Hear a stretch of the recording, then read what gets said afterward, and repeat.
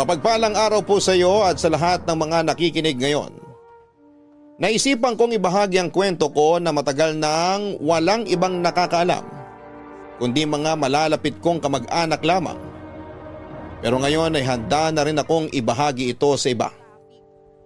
Tawagin niyo na lamang po ako sa pangalang Brando, 30 anyos na, at taga Tanay Rizal. Pero itong ikukwento ko sa inyo ay nangyari sa Quezon Province. Doon kasi kami nakatira noon. Isa po akong embalsamador sa isang punerarya. Dahil palagi akong nakakakita at nakakahawak ng mga patay, halos wala na po akong kinakatakutan. Hindi kasi ako mapaniwalain sa mga multo at kung ano-ano pang mga elemento. Batid ko na maaari akong mahusgahan ng iba. Pero isa po akong non-believer. Bininyagan po ako bilang isang Katoliko pero nawala ang pananampalataya ko sa Diyos noong magkasunod na namatay ang mga magulang ko. Parehong heart attack ang kinamatay nila. Kaya naman tuluyan na akong naulila sa mga magulang. Nangako na lang yung naiwang mag-isa. Doon na ako tumira sa bahay ng tiyahin ko na si Tita Mayet sa Tanay Rizal. Dahil relihiyosa siya. Madalas kaming hindi nagkakasundo, Papa Dudut. Alam niya na matagal nang nawala ang pananampalataya ko sa Diyos. Pero kahit na anong gawin niya ay hindi pa rin niya ako mapilit na magbalik loob. Isang linggo bago ang undas ay sinabihan ako ni Tita na isasama niya ako pauwi sa Quezon Province para dumalaw sa puntod ng mga magulang ko at ng iba pa naming kamag-anak na yumao. Wala sana akong balak na sumama sa kanya dahil ayaw ko nang bumalik pa roon. Puro mga pangit na ala-ala lamang kasi ang meron doon. Pero dahil tumulong na rin sa pangungumbinsi si Lola ay napilitan na akong sumama. Isa pa'y wala ring magmamaneho para kay Tita. May hirapan naman siya kung magkukommute dahil dagsa ang mga pasahero tuwing mag-uundas. Maaga kaming bumiyahe ni Tita noong araw na yon. Pero nang nasa kalagitnaan na kami ng biyahe, ay ganito po ang nangyari.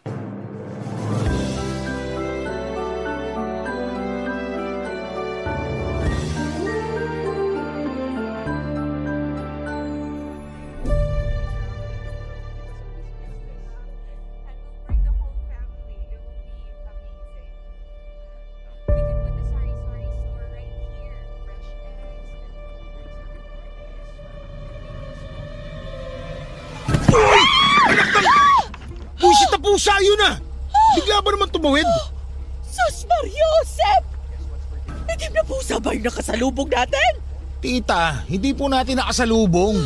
Biglang tumawid kaya munti ko na masagasaan. Buti na lang nakapreno kaagad ako. Tita, ayos lang ba kayo? Baka nasaktan kayo ha, magsabi kayo kaagad.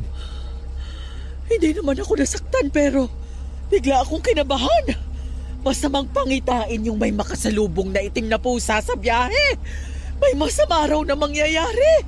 Raw, kaya ibig sabihin, sabi-sabi lang. Huwag nga kayo nagpapaniwala sa mga ganon, Tita. Tinatakot nyo lang sarili nyo eh. Kung malas yung tingin nyo sa itim na pusa, kawawa naman yung hayop. Kasi hindi naman nun ginusto na maging kulay itim yung balahibo niya. Nasasabi mo yan kasi hindi ka naniniwala sa mga pamahiin. Pero paano kung totoo yun? Malabo po yung sinasabi nyo, Tita. Masyado lang kayo mapamahiin. Kung mapapahamak man tayo, walang kinalaman dun yung itim na pusa. Ay nako, ewan ko sa yung bata ka. Palibhasa, iba yung sinasamba mo kaya ka nagkakaganyan. Wala akong sinasamba, Tita.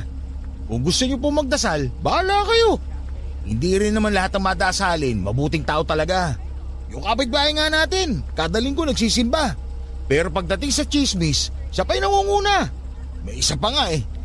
Yung lagi nyo nakakausap, yung fake healer na madasalin ko no pero naninira naman ibang tao. May saltik yata yun eh. Hoy, ang bibig mo, Brando, ha? Masyado ka nang nagiging bastos. Hindi na ako bata para pagsabihan nyo. Kaya Kaya ayoko sana sumama ngayon eh. Alam kong ganito lang yung mangyayari. Lalo na kapag nakarating tayo kay na Lola. Pareho lang kayo nun eh. Baka pagtulungan niyo pa ako kapag binabara ko kayo. Ikaw lang yung nag-iisip ng ganyan. Alam niyo naman po kasi na magkakaiba na tayo ng paniniwala ngayon. Kung irerespeto niyo sa akin, hindi ko rin kayo papakailaman. Kahit na naiinis ako sa mga pinaniniwalaan niyo. Ay, kailan ka pa kaya magbabago? Hindi ko po kailangan magbago para lang maging katulad niyo. May sarili akong buhay. At ako na po yung magdidesisyon kung ano yung paniniwalaan ko. Kaya pagkatapos natin pumunta sa sementeryo, mauna na akong bumalik sa Tanay. Kung magpapaiwan po kayo, kumuha na lang kayo na magmamaneho para sa inyo. Ano? Iiwan mo ako sa Quezon? Kung gusto nyo may magmaneho pa rin para sa inyo pauwi sa Tanay, huwag nyo na lang akong busitin. Alam nyo na yung ibig ko sabihin. Malala ka na talagang bata ka. Kahit yata buhusan kita ng holy water, hindi ka natatablan. Ako yung mas nakakatanda sa'yo tapos gusto mo? Ako yung susunod sa'yo? Tita, kung ayaw nyo nagtatalo tayo, itiikom nyo na lang po yung bibig nyo.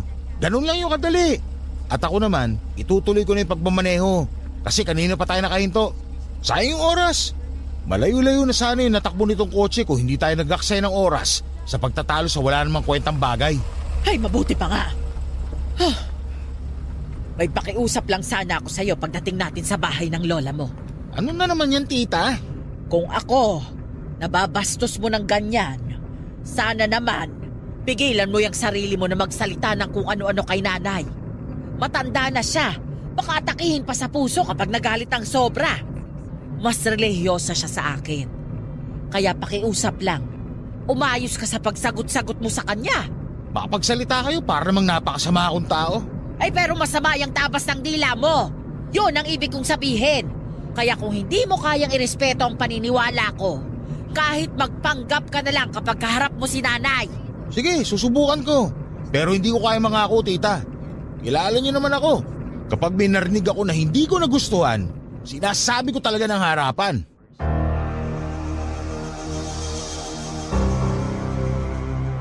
Papadudot isa yon sa madalas naming pagtalunan ni Tita Mayet. Bukod kasi sa isa akong non-believer, hindi rin ako nagpapaniwala sa mga pamahiin ng mga matatanda. Para sa akin ay kasinungalingan lamang ang mga yon. At tinatakot lang ng mga kabalbalan na yon ang mga tao para sa walang kwentang dahilan.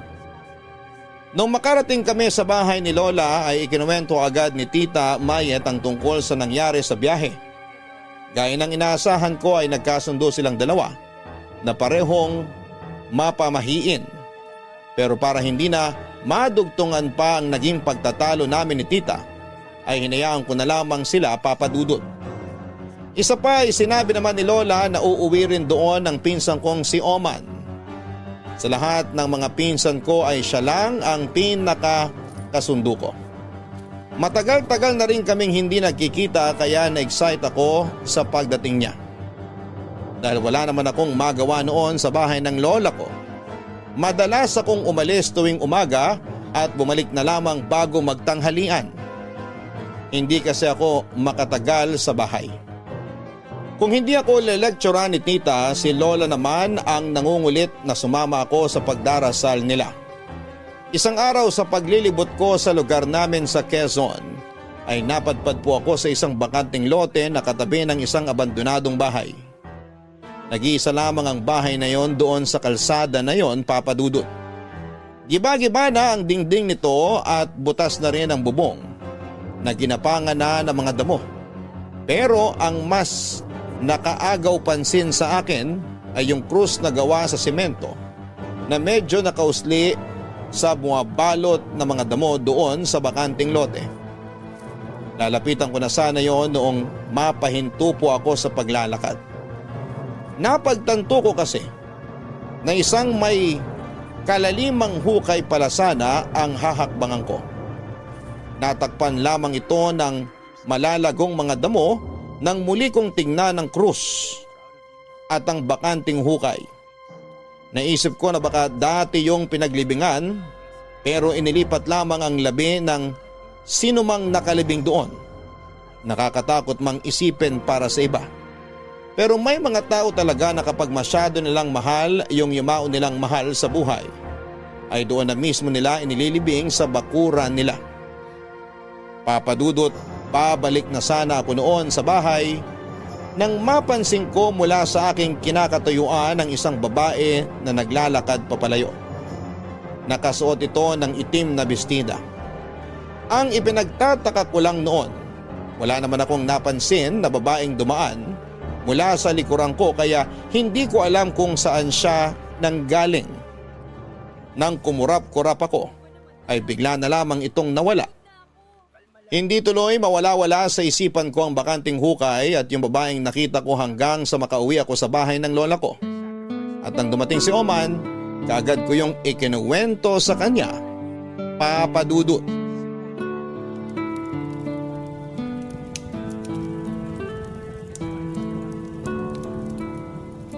Alam mo, Insan, ito talaga yung namiss ko rito sa probinsya. Yung nakatambay sa labas ng bahay tapos may siga sa harapan natin. Alak na lang kulang. Sige, bumili ka kung kaya mo. Tignan ko lang kung hindi ka paghahampasin ni Lola ng walis tingting. Yun na nga eh. KJ sina Lola at Tita Mayet. Hayaan mo na.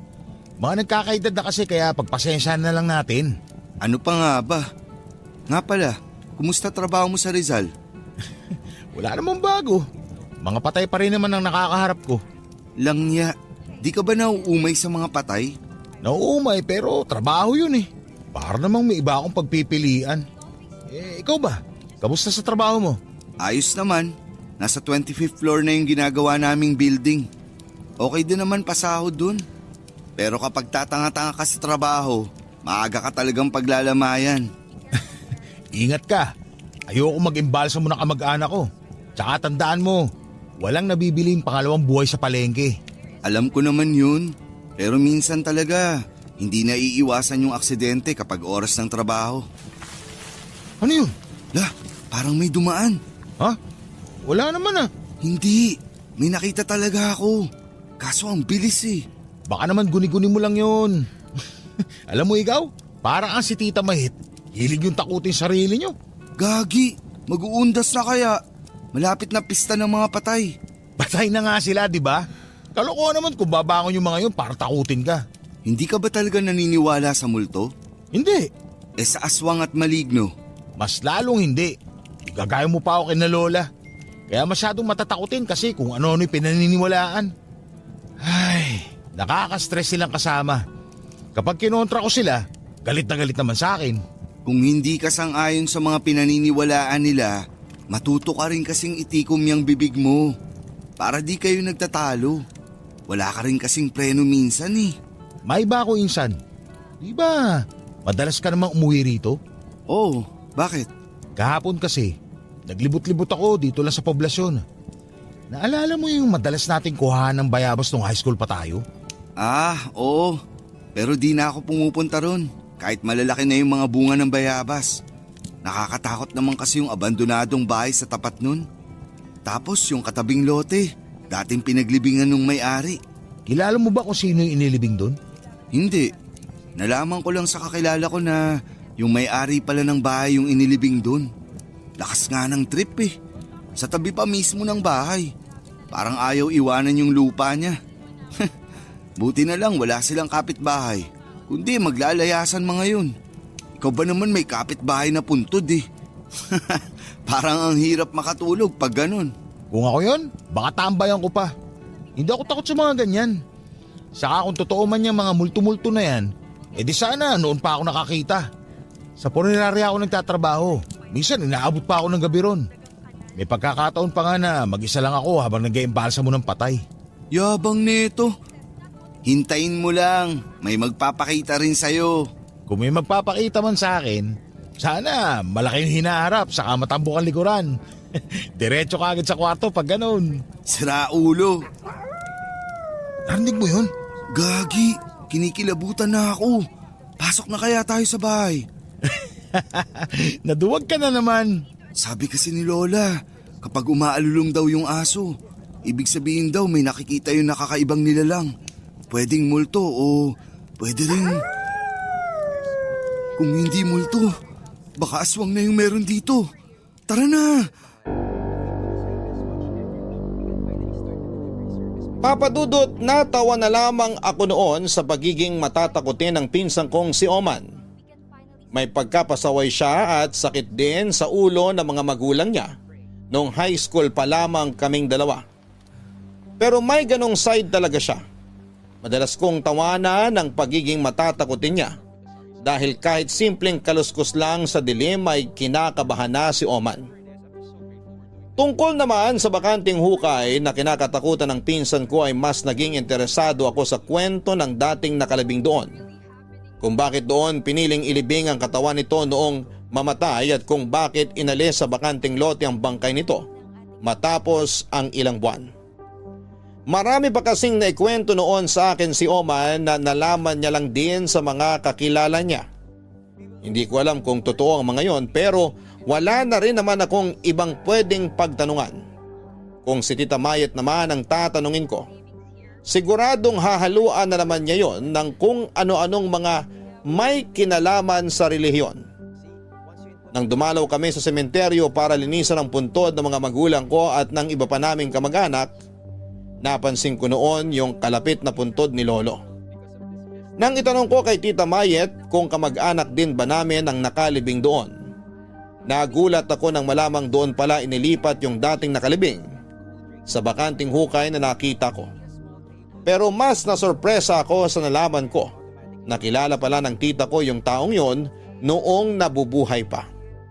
Marami pa sana akong gustong itanong kay tita pero iniba na niya ang usapan. Yung puntod ni Lolo ang huli naming nilinisan noong araw na yon. Pagkatapos noon ay uuwi na sana kami ng maagaw ang pansin ko ng kwintas na nasa paanan ng kalapit nitong puntod. Nadumihan lamang ito pero sa tingin ko ay ginto ang kwintas na yon. Nang tawagin ako ni tita ay dali-dali kong binulsa yung kwintas at dinala na lamang pauwi para linisan. Papadudot, wala akong kaideya-ideya noon na yung isang pagkakamali ko pa lang yon ay magdudulot ng bangungot sa buhay ko.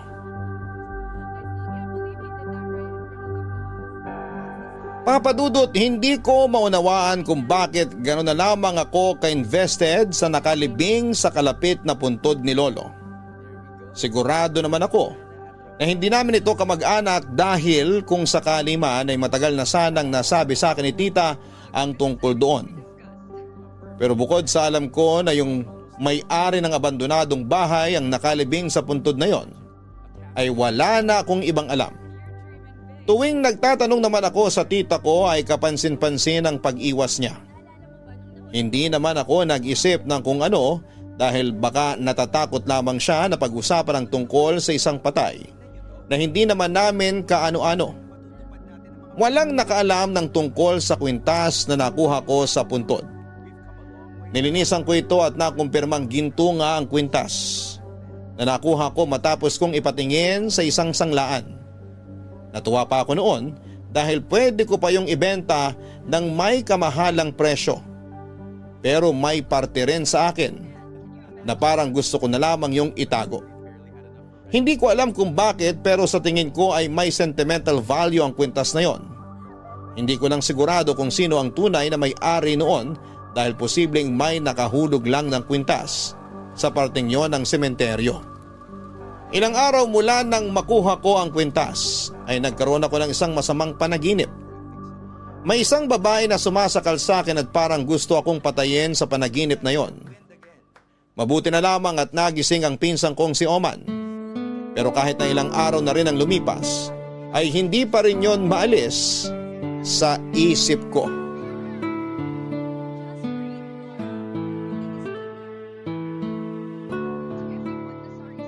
Para saan ba yung krus na nakasabit sa pinto nitong kwarto? Ano yan? Panakot sa multo? Proteksyon yan, sabi ni Lola. Proteksyon nga saan? Kahit naman sabihin ko sa'yo hindi ka naman naniniwala sa mga masasamang elemento, di ba? Buti alam mo. Pero di ba takot na takot tayo sa aswang nung high school pa tayo? Yung matanda na lagi nating nakikita sa may ilog, naaalala mo pa? Oo, naalala ko pa. Akala ko nga totoo yung mga panakot sa atin noon eh. Pero ngayong matanda na ako, hindi na ako naniniwala sa mga elemento na yan. Maniniwala lang ako kung magpapalit ng anyo yung matandang yung sa harapan ko mismo. Pero hanggat hindi ko nakikita, parang ang hirap namang maniwala. Pambihira to. Maranasan mo sanang aswangin para maniwala ka. Sus! Kung totoo man yan, matagal na sana ako na biktima. This oras ng gabi, nasa labas pa ako. Pero wala namang aswang na lumalapit sa akin. Mas inaalala ko kung may bigla na lang bubutas sa tagiliran ko tapos kukunin lahat ng gamit ko. Ay, ang hirap talagang baliin yung paniniwala mo. Magtitimpla muna ako ng kape. Mukhang di agad ako makakatulog nito. Ikaw naman kasi, nakakatakot kang bangungutin. Ilang araw nang nakalipas. Isang beses lang naman yun nangyari. Pero yung nervous mo, pang isang taon na. Sino ba namang hindi ninervyusin? Hindi ka na makahinga nung ginigising kita. Ano ba kasing napanaginipan mo nun? Wala yun. Hindi ko na nga maalala eh. Teka, akala ko ba magtitimpla ka ng kape? Nagbago na isip ko. Bigla ako natakot pumunta ng mag-isa dun sa kusina. Tulog pa naman na sina Lola. Pakiramdam ko kasi, lagi may sumusunod sa akin o kaya may nakatitig sa akin kapag mag-isa lang ako. Alam ka namang samahan pa kita. Para kang bata o matakot. Sa punerarya ba, hindi ka pa nakaranas ng kahit anong kababalaghan? Gaya ng ano, yung biglang didilat yung patay. Oo, yung mga ganun. May mga ganong pagkakataon pero may paliwanag naman kami ron. Minsan kasi may mga namamatay ng nakadilat tapos hinahayaan na lang ng pamilya. Kapag hindi nila naipikit yun bago pa kunin ng punerarya at tumagal ng nakadilat yung bangkay, hindi nasasara yun ng basta ipipikit mo lang. Naranasan ko yun nung first time ko pa lang sa pag-iimbalsa. May isinara akong mata tapos may ginawa lang ako sandali. Pagbalik ko, nakadilat na ulit. Doon ako unang beses nakaramdam ng takot kasi bukod sa matanda na yung namatay, humpak pa yung magkabilang pisngi tapos ang lalim na ng mga mata. Isipin mo, nakadilat yun tapos nakaharap pa sa'yo. Grabe, nakakatakot pala talaga magtrabaho sa punerarya. Sa una lang yun. Pero kapag nasanay ka na, matatawa ka na lang din sa nangyayari.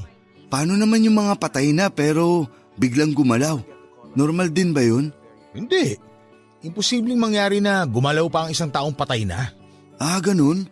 Pero may nangyari ng ganun habang nag-eembalsa ka? Yung biglang gumalaw yung patay? Oo. Talaga? Anong ginawa mo? Wala. Alam ka naman kumaripas ako ng takbo. Pero bakit kaya gumalaw yun? Nagpaparamdam siguro. Baka nakalimutan magpaalam sa mahal niya sa buhay. Walang iya. Kung ako nasa posisyon mo, hindi ko kakayanin yun. Uuwi talaga ako. Patay na yon. Hindi na yung babangon para lumakad at manakot gaya ng iniisip mo. Pero may mga pagkakataon talaga na gumagalaw yung patay. Yun pag malakas ang daloy ng formalin sa mga ugat. Ano, okay na? Ikaw kasi, ang bilis mong matakot. Kahit ano pang paliwanag mo, nakakatakot pa rin talaga.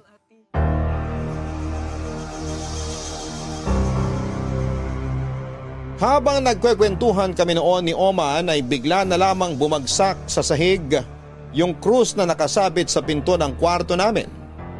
At nang i-check yun ni Oman, napaka-imposible raw na mahulog yung krus sa pagkakasabit nito kung walang magtatanggal. Nang sabihin niyo ni Oman ay napansin ko naman noon yung paggalaw ng kurtina sa bintana. Nung tinitigan ko yon ay parang may nabuong imahe ng isang babae. Hindi ko alam kung nakasuot ba ito ng itim na bestida o sadyang anino lamang yung nakita ko. Kahit ayokong matakot ay napalunok na lamang ako noon. Aminado ako na medyo kinakabahan na rin ako, Papa Dudut. Kinabukasan ay nag-decide na lamang kami na hindi sabihin kina Lola at Tita Mayet yung nangyari kinagabihan para hindi na sila mag-isip pa ng kung ano. 2 araw na lamang kami noon at babalik na kami ni Tita sa Rizal kaya balak ko sanang sulitin ang pananatili ko sa poblasyon. Nung araw na yon ay may pinuntahan si Oman kaya ako lang ulit ang mag-isang umalis ng bahay. May mga araw na gusto ko sanang itodo ang paglilibot. Pero hindi naman kami makapunta sa ibang lugar dahil mas gusto ni Lola na magkakasama kami. Ang kaso, nakakainip kasi sa bahay kaya umalis pa rin kami ng pinsan ko. Kaya lang ay hindi kami makalayo dahil kailangan naming bumalik kapag oras na ng pananghalian o ng hapunan. Bala ko sanang maligo sa ilog noong araw na yon, pero bago pa ako makarating doon, nakasalubong ko yung matandang napagkamalan ni Oman na aswang sa lugar namin. Aaminin ko na medyo kinabahan ako noon sa pagtitig ng matanda. At ang hindi ko inaasahan, Papa Dudut, ay nung kwelyuhan ako ng matandang lalaki na yon at nanlilisik ang mga mata. Binalaan niya ako tungkol sa kwintas na kinuha ko sa isang puntod sa sementeryo. Oh, gising ka na pala. Magkape ka na. Nakabili ako ng pandesal sa naglalako kanina. Kainin mo na habang mainit pa. Si Oman po. Nagja-jogging sa labas. Kanina pa yun umalis. Aayain ka nga raw sana pero masyadong mahimbing yung tulog mo eh. Ganun po ba? Tita, may tatanong sana ako sa'yo. Ano yon? Yung matanda po na nakatira banda ro sa may ilog, kilala niyo po ba yun? Nakikita na namin yun nung high school pa kami ni Oman. Pero hindi ko na nausisa kung sino talaga siya. Ano bang itsura? Baka kasi iba yung matukoy ko. Mahaba yung buhok tapos mahaba rin yung balbas. Mas maliit siya sa akin. Mga hanggang balikat ko lang yung taas niya. Sa mukha naman… May nunal ba siya sa kaliwang pisngi? Teka, nunal? Oo, naalala ko na. Meron nga. May sinabi ba siya sa'yo? Wala naman. Bakit tita? May kailangan ba siyang sabihin sa akin? Ha? Wala naman. Naisip ko lang kasi baka tinakot ka rin ng matandang yon. Eh di, kilala niyo nga po siya. Oo, kilala ko siya. Ano pong pangalan niya? Tsaka bakit parang lagi siyang galit kung makatingin? Ay, ang dami mong tanong, Brando. Mag-almusal ka na. Lalabas lang ako sandali. Ay, kala ko pa naman masasagot na yung mga tanong ko. Lalo lang pala madadagdagan. Uy, Insan, gising ka na pala. Kakagising mo lang? Oo, daya mo ha. Di mo man lang ako ginising kanina. Eh di sana nasamahan kita. Puyat ka kasi nung nakaraang gabi, kaya inayaan na kitang makabawi ng tulog. Nga pala, nakasalubong ko si tita kanina. Ba't ganun itsura nun? Nag-away ba kayo? Ha? Hindi ah. Nagtanong lang naman ako kanina tungkol doon sa matandang sinasabi mong aswang kahit hindi naman. Oh, kala ko ba hindi ka naniniwala sa akin? Eh bakit ngayon? Bigla ka na curious dun sa matanda. Gusto ko lang kasi malaman kung bakit palaging galit yung matandang yun. Kahapon kasi, maliligo sana ako sa ilog. Kaso nung nakasalubong ko siya, kinuyalyon ba naman ako? Parang ang laki ng galit sa akin eh. Baka kasi inunahan mong titigan ng masama, kaya ka sinugod. Loko, anong tingin mo sa akin? Takaw gulo? Siya talaga yung nauna. Binalaan pa nga niya ako tungkol sa… Huwag na nga natin siya pag-usapan. Nababadrip lang ako eh. Baka kapag nakita ko ulit yun, hindi na ako makapagtimpi sa kanya. Masyado ka kasing mainit eh. Ang mabuti pa, mag-almusal na tayo. Mabuti pa nga. Nga pala, sasama ako kay Lola mamayang hapon. Baka gusto mo rin. Saan naman kayo pupunta? Magsisimba. Seryoso ka ba? Tinanong mo pa talaga ako ha? Nagbaka sakali lang. Alam ko namang di ka talaga sasama kaya di na kita pipilitin. Baka masunog ka pa ron eh. Ayoko pang mabawasan ng pinsan. Minsan, pag masamang damo, matagal mamatay.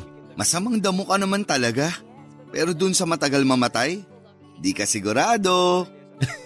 Sira ulo, parang gusto mo na akong mamatay ah. Biro lang.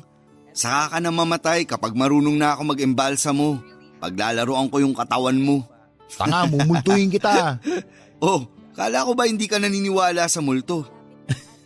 Nagbibiro lang tayo, di ba? Kaya huwag mo rin seryosohin yung mga sinasabi ko. Okay, sabi mo eh. Papa Dudut, hindi ko binanggit noon kay Tita Mayet ang buong pangyayari noong nagkita kami ng matandang tinutukoy ko. Hindi ko rin yon sinabi sa pinsan kong si Oman. Sinakyan ko na lamang ang mga biro niya kahit na medyo napapaisip na rin ako ng mga oras na yon. Noong nakita ko kasi yung matanda ay binangungot ulit ako kinagabihan. Kung hindi lang ako noon nahulog sa kama ay hindi pa ako magigising. Sa panaginip ko ay meron na namang babae. Pero sa ikalawang pagkakataon na napanaginipan ko siya ay mas naging agresibo na siya. Sinasakal niya ako noon at dinudukot ang mga mata ko habang nakapikit ako. Mula noon ay hindi na nawala sa isipan ko ang babaeng yon. Sumasakit na lamang talaga yung ulo ko tuwing iniisip ko kung sino siya at bakit niya ako ginugulo sa mga panaginip ko. Pagsapit ng hapon, inaapoy na ako ng lagnat at yon ang naging dahilan kaya hindi kami natuloy ni Tita Mayet sa pagbalik sa Rizal. Inabot kasi ng mahigit 1 linggo yung trangkaso ko. Hirap na hirap din akong makatulog noon dahil sa masamang panaginip na paulit-ulit na gumugulo sa akin. At tuwing gising naman ako, nagpaparamdam sa akin yung babae. Nagpapakita siya na nakatayo sa may bintana ng kwarto namin. Nakatitig siya sa akin tapos ay bigla na lamang nawawala. Minsan naman kapag nakakaidlip ako, bigla na lang akong magigising dahil sa malamig na bagay na dumadampi sa mga paa ko. Doon ako binalot ng takot dahil hindi na basta-basta yung nangyayari sa akin noong panahong yon. Sa tagal ko na kasing nagtatrabaho sa punerarya, ni minsan talaga ay hindi pa ako nakakita ng multo. Kaya yon pa lamang ang unang pagkakataon na nakakita ako ng ganon. Mula nang magparamdam sa akin ang kaluluwa ng isang babae na hindi ko naman kilala, hindi na ako natahimik. Takot na akong matulog noon sa pangambang babangungutin ulit ako at hindi na magigising pa. Pero kahit na gising ako, nararamdaman ko pa rin ang pagpaparamdam ng kaluluwang yon at hindi ko alam noon kung kailan ako nito lulubayan. Papadudot bukod sa masasamang panaginip, nakaranas na rin ako ng kababalaghan sa bahay ni Lola. Kung noon ay wala akong takot na lumalabas ng kwarto namin para kumuha ng inuming tubig sa kusina. Nang mga sandaling yon ay para na lamang akong nakapako sa aking kama. May pagkakataon kasi na habang nagsasalin ako ng tubig, ay may malamig na dumapo sa balikat ko. At pagkatapos noon ay bigla na lang bumagsak yung hawak kong baso kahit na mahigpit ang pagkakahawak ko roon. Nagets ko na noon yung sinasabi ni Oma na parang may sumusunod sa kanya tuwing mag-isa lamang siya sa kusina. Nang gabing medyo buwaba na yung lagnat ko ay lumabas ulit ako ng kwarto para magtungo naman sa banyo. Iisa lang kasi ang banyong ginagamit namin sa bahay ni Lola at naroon pa yon sa may kusina. Hindi ko pa noon pinipihit yung doorknob pero bigla na lamang bumukas yung pinto na parang may nauna nang pumasok noon. Nagdalawang isip ako kung tutuloy pa ba ako o babalik na lamang sa kwarto. Pero dahil masama ng lagay ng tiyan ko ng mga sandaling yon, ay parang nilunok ko na lang lahat ng nararamdaman kong takot. Noong palabas na sana ako ng banyo ay bigla na lamang namatay yung ilaw. Madilim yung banyo at may kaunting liwanag lang na nanggagaling sa bintana. Noong tumingala ako para tingnan ang bintana ay may nakita akong bata. Purong puti ang mga mata at nakangiti na halos tatawa na. Pinigilan kong mapasigaw ng mga oras na yon pero ramdam ko na ang matinding takot. Dali-dali na lamang akong lumabas ng banyo at walang lingon-lingon na dumiretso sa kwarto namin ni Oman. Nang tignan ko yung pinsang ko ay napakahimbing pa rin ang tulog niya. Gusto ko sana siyang gisingin pero nahiya na ako noon dahil baka sabihin niya na nilalamo na ako ng kaduwagan. Papadudot, hindi pa roon natapos ang kababalaghang naranasan ko sa bahay ni Lola. May isang gabi pa na nagising ako na may babaeng nakaupo sa may paanan ng kamang kinahihigaan ko. Pero ang hindi ko noon makakalimutan ay yung napansin kong itim na marka sa lieg nito, Papadudot. Tol, anong nangyari? Bakit ka sumisigaw? May babae! May babae sa paanan ng kama ko, man! Nakita ko siya kanina! Ha? Uy, Tol, di magandang biro yan ha. Kinikilabutan ako. Hindi ako nagbibiro! Nakita ko kanina yung babae! May sugat siya sa leg tapos nakatingin siya sa akin! Ano? Seryoso ka ba? Siya rin yung babae nagpapakita sa panaginip ko na sumasakal sa akin at gusto akong batayin! Gagi, Tol. Nakakatakot na talaga yung mga sinasabi mo. Matagal mo na bang napapanaginipan yun? Oo! Mula nung bumisita tayo sa puntod ni Lolo, naulit yun nung makita ko yung matanda sa may tabing ilog. Ha? Anong connect nun? Pambihira. Kung tatagal pa tayo rito, mauuna pa akong mabaliw kaysa sa'yo dahil sa mga nangyayari. Ano nangyari? May narinig akong sumigaw ah! Sino yon? Si Brando po, tita. May nakita raw siyang babae kanina sa may paanan ng kama niya tapos nakatitig sa kanya. Ano? Totoo ba yun, Brando? Totoo po, tita. Diyos ko! Bakit naman may magpapakita sa'yo rito? Sandali. Sinong naglagay nitong upuan sa paanan ng kama mo? Nandyan na po talaga yan nang magising kami kanina, tita. Hindi po kami ni Brando naglagay niyan dyan. Ano bang meron sa upuan na yan? Hindi kayo dapat naglalagay ng bakanting upuan sa tabi o kahit sa paanan ng kama habang natutulog. Masama yan! Bakit po masama? Hindi nyo dapat binibigyan ng pagkakataon ng demonyo na gambalain kayo lalo na sa pagtulog ninyo. Kailan ka pa nagsimulang makakita ng kaluluwa, Brando? Mula nung nanggaling tayo sa sementeryo. Tapos, nasundan pa yun nung nakita ko yung matandang sinasabi ko sa inyo. Ay, kailangan tong malaman ng lola mo. Tita, wag na. Baka kung ano na naman ipagawa sa akin ni Lola. Hanggang kailan mo ba paninindigan yung baluktot mong paniniwala? Ha? Kaya ka nagkakaganyan kasi kasalanan mo rin. Ngayon, paano ka namin tutulungan kung sarado pa rin yung utak mo? Tita, wag na po kayo magtalo. Pag-usapan nyo na lang po yan bukas. Mabuti pa nga. Sumasakit lang yung ulo ko dyan sa pinsan mo. Ay, bantayan mo na lang si Brando. Kapag binangungot uli, dasalan mo para magbago ang isip niya kahit kaunti. Kung nakakatakot yung nangyari sa'yo, mas nakakatakot magalit si tita. Winokoutan na nga tayo eh. Nag-alala na sa'yo kanina. Naudlot pa dahil dyan sa pagmamatigas mo. Isa ka pa eh. Anong gusto mong gawin ko? Magdasal? Ano akala mo ron? Gamot na magpapawala nito nangyayari sa akin? Yan ka na naman eh. Siyempre kahit anong sabihin ko, mamasamain mo.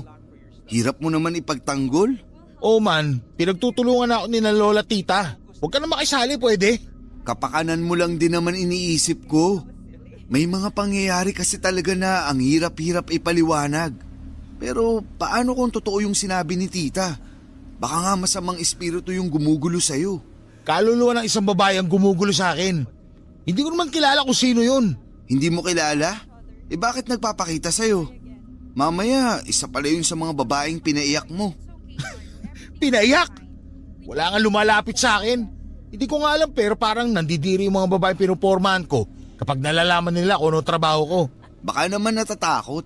Nadidiri o natatakot, isa lang ang ibig sabihin nun. Ayaw nila sa akin.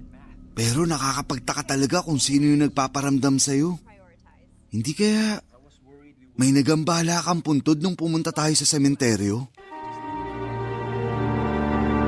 Papadudot na paisip ako sa tanong na yon ni Oman.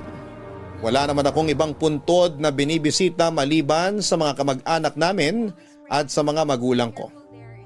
Kung ang tinutukoy niya yung bakanting hukay na nakita ko ay wala namang nakalibing doon noong puntahan ko yon, marami akong hindi maintindihan. Marami akong mga tanong noon na gustong masagot pero pakiramdam ko ay wala naman talagang makakatulong sa akin. Tungkol naman sa pamahiing sinabi ni Tita Mayet, masama raw maglagay ng bakanting upuan sa tabi o sa paanan ng kama dahil may uupo raw na demonyo o masamang espiritu doon na maaaring dumalaw sa panaginip ng taong binabantayan nito. Minsan pa nga raw, ito rin ang nagiging sanhi ng sleep paralysis. Nakakatawa mang isipin na masama palang maglagay ng bakanting upuan sa tabi ng kama ay medyo napaisip din ako noon. Hindi lang kasi isang beses na nangyari ang masamang panaginip ko na gumugulo sa isipan ko. May isang pagkakataon pa na nagising ako na hindi ko maigalaw ang katawan ko. Pero alam kong gising ako noon. Habang pinipilit kong bumangon parang may mahinang boses na bumubulong sa akin ng mga sandaling yon. Hindi ko yon maintindihan pero kinilabutan ako. Lalo na noong naramdaman ko na parang hindi na ako nag-iisa sa kama. Ipinikit ko na lamang ang mga mata ko noon at nagpanggap na wala akong napapansin sa paligid ko. Kinaumagahan, laking pasasalamat ko na noong tuluyan na akong gumaling sa trangkaso. Pero kahit maayos na ang pakiramdam ko ay hirap na hirap pa rin akong makatulog sa gabi. Gusto ko sanang umuwi sa Rizal pero ayaw akong paalisin ni Lola. Sabi niya, susundan daw ako ng kaluluwang gumugulo sa akin kahit saan ako magpunta. Dahil gusto ko nang matapos ang problema ko noon, nagdesisyon na akong sabihin na lamang kay Tita Mayet ang totoo. Baka sakaling kapag ginawa ko yon, ay magkaroon na ng linaw ang mga nangyayari sa akin.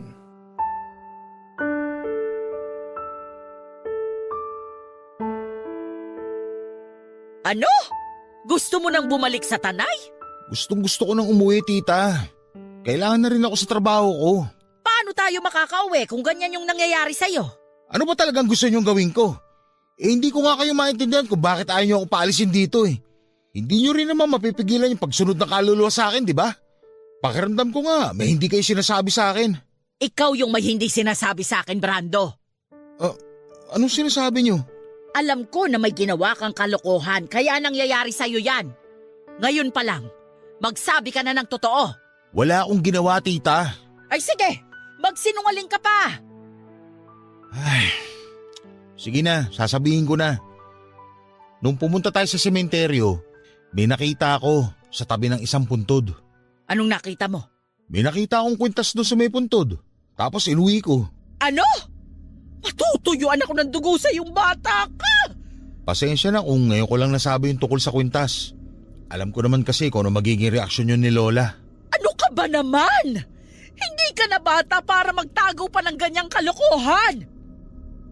Gusto kong makita yung kwintas. Kailangan mo yung ibalik sa pinagkunan mo. Hindi ka dapat kumukuha ng gamit ng isang taong patay na. Nandun lang naman sa gilid ng puntod yung kwintas eh. Pwedeng minakaiwan lang nun. Kaya hindi natin masasabi na nakalibing yung kwintas kasama nung bangkay. Mangangatwirang ka pa talaga? Nasaan yung kwintas na kinuha mo? Akin na! Sandali lang, tita. Kukunin ko lang sa bulsa ko. Gusto ko talaga ipakita sa inyo to eh. Eto po. Sus Mariosep! Sa puntod mo ba nakuha ito? Sabi ko nga po, nasa may gilid lang. Puro lupa pa nga yun nung nakita ko. Nilinisan ko lang. Imposible! Ano pong imposible? Kay Katrina tong kwintas na to. At sa pagkakaalala ko, isinama lahat ng mga gamit niya noong inilibing siya. Walang itinira kahit isa. Ha? Lahat ng gamit niya isinama sa libing? Parang hindi naman kapanipaniwala yun. Pero teka, paano nyo nalaman na yung Katrina yung may-ari ng kwintas na yan, tita? Sa pagkakasabi nyo kasi, parang siguradong-sigurado na kayo eh. Hindi ko makakalimutan tong kwintas na to. Dahil nakita ko to, nasuot niya nung araw bago siya mamatay. Bakit ba siya namatay? Sa reaksyon nyo, parang masyado masalimot yung pagkawala niya. Parang takot na takot kayo. Dahil hindi basta-basta yung naging pagkamatay ni Katrina. Nagpakamatay siya. Nagbigti siya. Suot itong kwintas na to. Ha? Seryoso ba kayo? At bakit naman ako magbibiro sa ganitong bagay, ha? Hindi mo dapat kinuha ito. Kailangan maibalik sa puntod ni Katrina itong kwintas. Pero paano yan napunta sa ibabaw ng puntod kung isinama yan sa libing? Posibleng may nagtabi ng kwintas na to at ibinaon lang sa gilid ng puntod niya. Tapos naulanan kaya lumitaw yung kwintas? Ayos ah. Ako pa talaga yung unang nakakita. Hindi mo to kukunin kung hindi naglikot ang utak mo doon sa bakanting hukay kung saan unang inilibing yung bangkay niya. Teka nga tita, sino ba kasi yung Katrina na yun? Anong koneksyon niya sa pamilya natin? Kamag-anak ba natin siya? Hindi natin siya kamag-anak. Pero malaki yung koneksyon niya sa pamilya natin. Lalo na sa tatay mo. Papadudot na tigilan ako sa sinabi ni tita na may kinalaman sa yumao kong ama ang babaeng may-ari ng kwintas na nakuha ko sa sementeryo. Dahil sa curiosity ko noon ay napilitan ng magkwento si Tita Mayet. Doon ko lang nalaman na yung Katrina palang tinutukoy niya ang unang asawa ng tatay ko. Noong hiwalayan niya ito para panagutan ng nanay ko ay hindi raw nito natanggap yon at nagpa siyang magpatiwakal na lamang. Tungkol naman sa kwintas na nakuha ko sa may puntod nito, tatay ko raw ang nagregalo noon sa una niyang asawa. Doon ko lang lubos na naunawaan kung bakit sa akin nagpapakita ang kaluluwa ni Katrina. Sa unang pagkakataon ay naniwala ako sa mga pamahiin ni tita. Binalik ko ang kwintas kung saan ko ito mismo nakuha.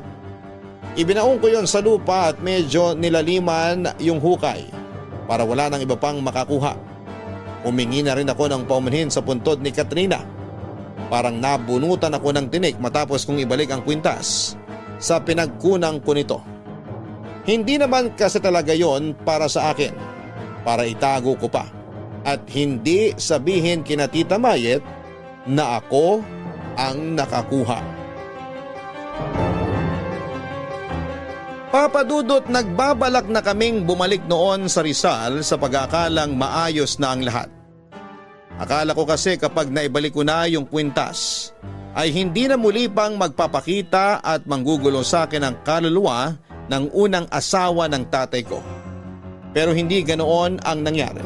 O mas tama sigurong sabihin na mas malala pa yung nangyari matapos kong ibalik yung kwintas sa puntod.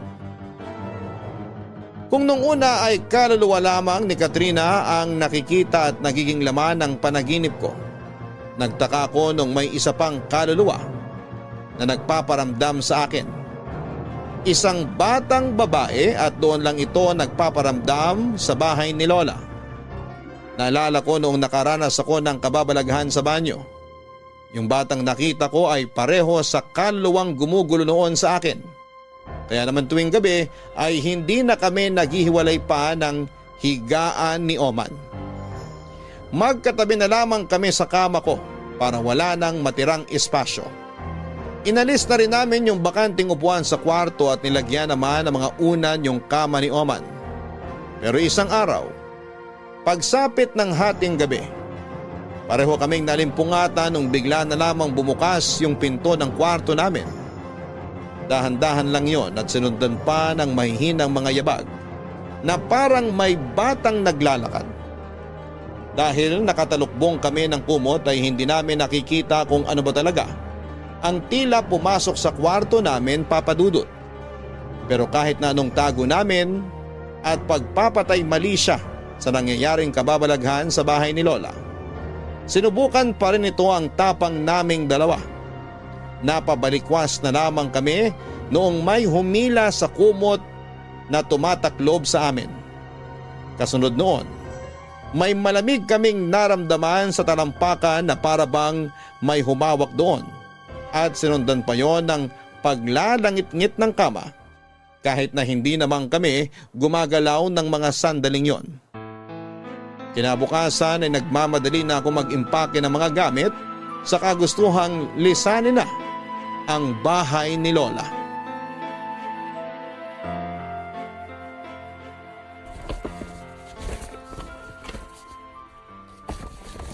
Anong ginagawa mo? Bakit nag-e-empake ka na ng mga gamit? Tita, babalik na po ako sa Rizal. Gusto ko na umuwi. Gusto mong umalis? Sige, bahala ka sa buhay mo. Pero kapag may nangyari ulit sa'yo, wala ka ng tulong na makukuha mula sa amin.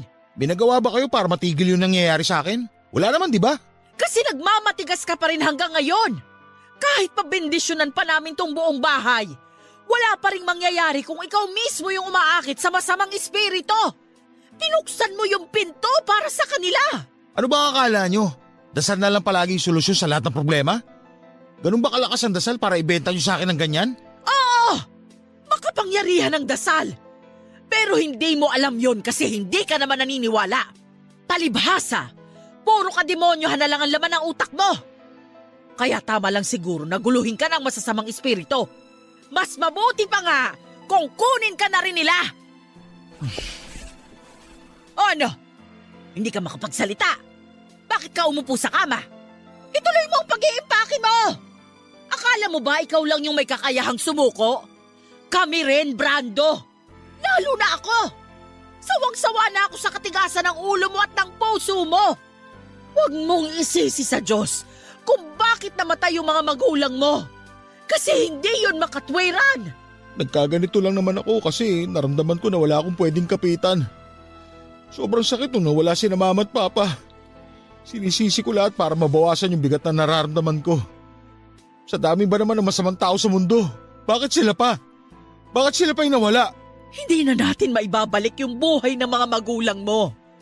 Walang may kasalanan sa nangyari. Wala kang dapat sisihin. Ang kailangan mong gawin, tanggapin na hanggang doon na lang ang buhay nila. Lahat naman tayo darating sa puntong kailangan na rin nating magpaalam sa mga mahal natin sa buhay. Doon din ang punta nating lahat.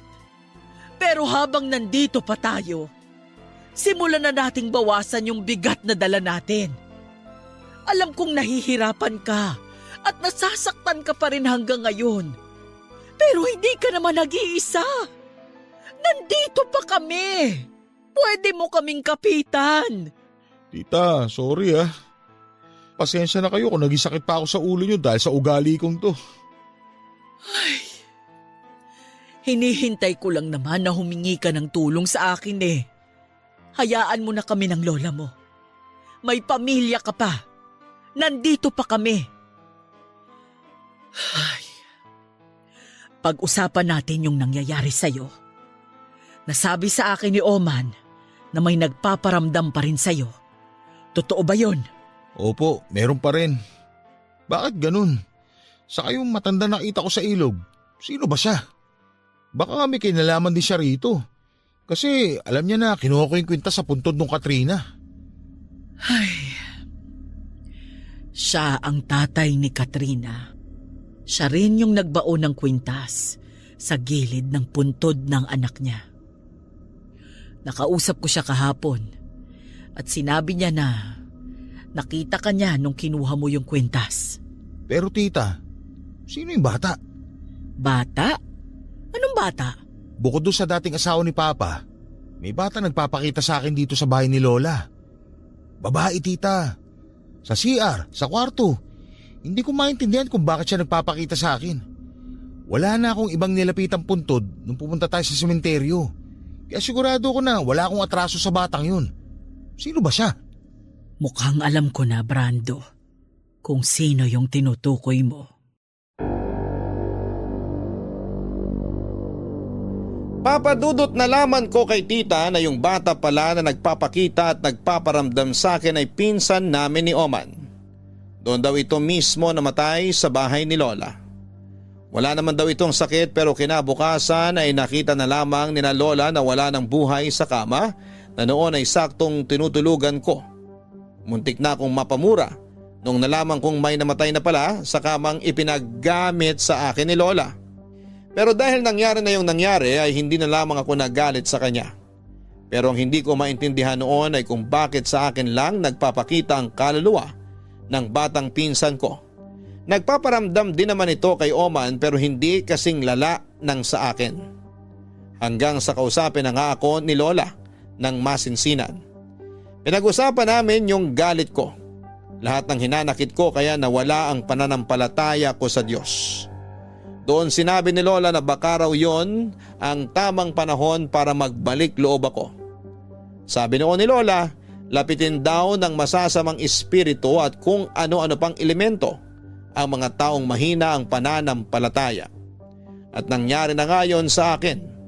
Nakalimot ako o mas tamang sabihin na pinili kong makalimot dahil sa galit na itinanim ko noon.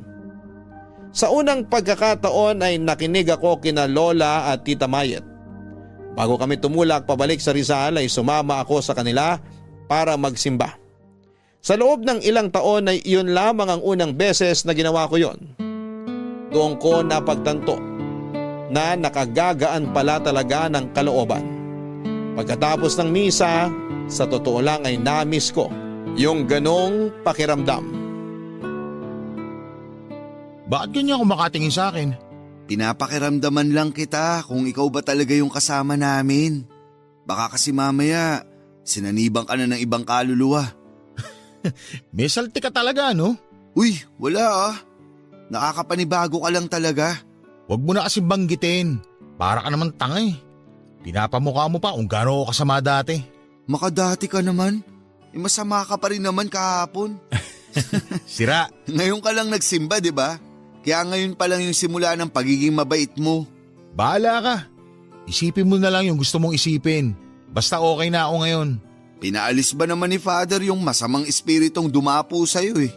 Kapag narinig ka ni tita, yari ka ron. Kalalabas lang ng simbahan eh. Gumagawa ka na naman ng kasalanan. Sorry naman. Natutuwa lang kasi ako. Tsaka hindi pa rin makapaniwala na nakakasama ka na namin sa pagsimba. Tagal din nun ha. Bigat eh, malala ngayon si Satanas. Dami mong alam. Nasaan na ba si na tita? Tagal ah. May kinakausap pa sila ni Lola. Maghintay na lang tayo rito. Excited ka lang kumain sa labas eh. Siyempre naman. Minsan lang mangyari yun. Umay na kaya ako sa mga pagkain sa kantin dun sa pinagtatrabahuan namin. Magkakapakpak at buntot na kami ron kakakarne. Sosyal nyo nga eh. Pakarne-karne na lang. Samantalang ako, nagbabaon lang ng dilata. Minsan lang ako bumili ng lutong ulam. May karinderya ba malapit sa punerarya? Oo, meron sa tapat. Talaga? Alam ko yung iniisip mo. Hindi naman totoo na sa punerarya sila kumukuha ng niluluto nila. Ano yung mga yun? Cannibal? May nabasa kasi akong ganun eh. Kaya tuwing kumakain ako sa mga karinderya, tinitingnan ko muna kung may malapit na punerarya. Running ka lang. Mas alalahanin mo kung malinis yung mga pagkain na bibili mo. Pero tol, may tanong ako. Ano na naman yan? Tungkol na naman ba sa punerarya? Medyo. Paano mo kinakayang kumain sa loob ng punerarya? Sanay na nga, di ba? Kaya kong lulukin yung kinakain ko. Kahit karap ko pa yung mga iniimbalsa mo ko. Grabe, tibay ng sikmura mo. Hindi ko pipiliin yung ganung trabaho kung hindi kailangan. Sabi ko nga. O ano, may tatanong ka pa? Wala na. Kota na ako sa mga nalaman ko sa trabaho mo. Kala ko may gusto ko pang malaman eh. Palumpalo pa naman ako sumagot. May isa pa pala akong tanong. Paano kung magka-jowa ka tapos mahal na mahal mo na pero gusto niya magpalit ka ng trabaho? Magpapalit na lang ako ng jowa hanggat maaga pa kung ganun. Mahal ko yung trabaho ko. Kaya kung hindi kayang tanggapin na magiging karelasyon ko yun, bahala siya sa buhay niya. Angas mo talaga. Kaya bilib ako sa'yo eh. Tama na yung kwentuhan. Maghanap na tayo ng makakainan. Yan yung pinakamaganda mong nasabi ngayong araw, tita. Itsura mo pa lang kasi. Halatang gutom ka na. Saka gusto ko ring i-celebrate tong araw na to para kay Brando. Si tita talaga oh. Hindi naman po to kailangan i-celebrate. Hayaan mo na, minsan lang naman. O man, tawagin mo na yung lola mo para makakain na tayo. Napasarap na yung pakikipagkwentuhan eh.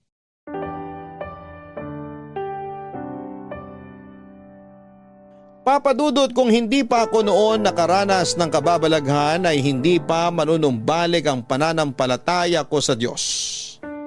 Nakakatakot pala talaga kapag pinaglaruan ka ng kadiliman.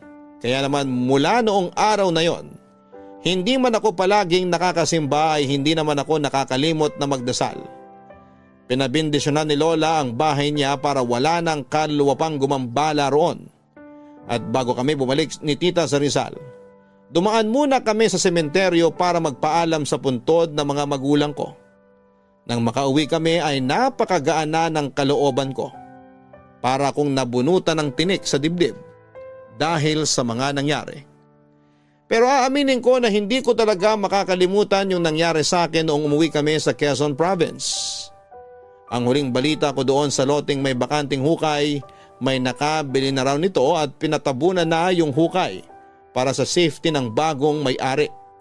Pinag-iba daw yung bahay doon at pinatayuan ng bago, saka nila pinabindisyonan. Sa ngayon ay patuloy pa rin ako nagtatrabaho sa punerarya, pero hindi na ako kagaya ng dati na laging kontra sa mga paniniwala ni tita. Nagkakasundo na kaming dalawa at parang anak na rin talaga ang turing niya sa akin. Kaya naramdaman ko na meron naman pala akong maituturing na pamilya. Hanggang dito na lamang po ang kwento ko at sana po kahit papaano ay nakapaghatid ito ng aral sa mga nakikinig ngayon. Maraming salamat po sa pagbabahagi ng kwento ko, Papa Dudut, at sa lahat po ng mga bumubuo ng Barangay LS. God bless po sa inyong lahat. Ang inyong forever kapuso at kabarangay, Brando. Mga kabarangay, ang takot na nararanasan natin sa buhay ay dapat na hinaharap at hindi tinatakasan. Minsan naman, may galit tayo sa puso na kinikimkim natin ng matagal na mas nagpapabigat sa ating buhay kahit ano pang gawin natin para mapagaan ito. Pagpapatawad at pagtanggap. Yan ang natutunan ng ating sender ngayong araw. At nang tuluyan na niyang natanggap na wala na ang kanyang mga magulang at walang may kasalanan sa pagkawala nila. Nanumbalik na rin ang kanyang pananampalataya na napakahalaga ngayon. Lalo na't maraming tukso sa paligid